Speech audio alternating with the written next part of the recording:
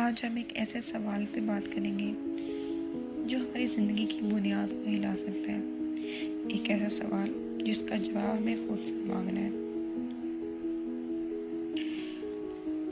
क्या हम वाकई अपनी ज़िंदगी जी रहे हैं, या फिर हम एक ऐसी परफॉर्मेंस दे रहे हैं जिसका मकसद दूसरों को इम्प्रेस करना है।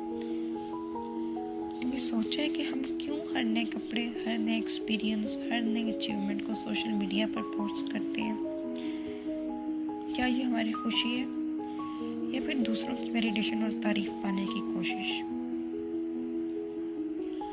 सवाल ये है, हम दूसरों को दिखाने के लिए जी रहे हैं या फिर अल्लाह ताला की रज़ा के लिए?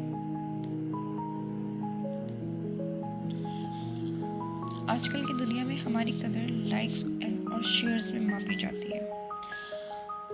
हम एक डर के साए में जीते हैं। लोग क्या कहेंगे, हम कैसे दिख रहे हैं, हमारी ज़िंदगी कैसी लग रही है। हम इस बात पर परेशान रहते हैं कि दूसरे क्या सोचेंगे,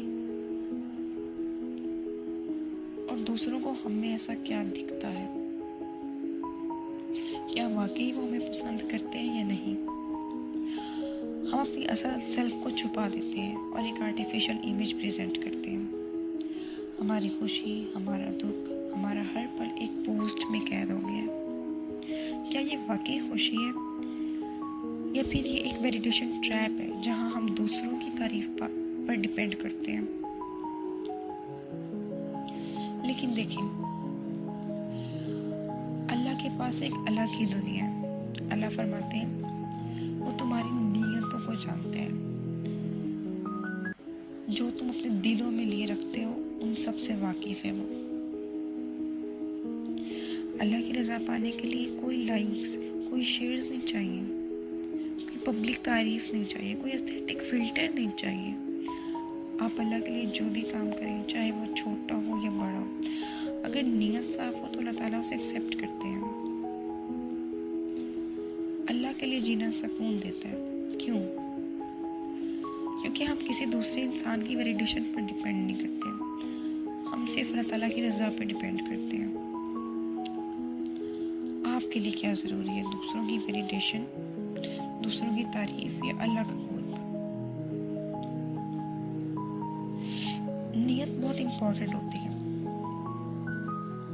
अगर हम कोई भी काम दिखावे के लिए करें, चाहे वो नमाज हो, सदका हो, तारीफ हो, तो उस अमल का कोई फ़ायदा नहीं।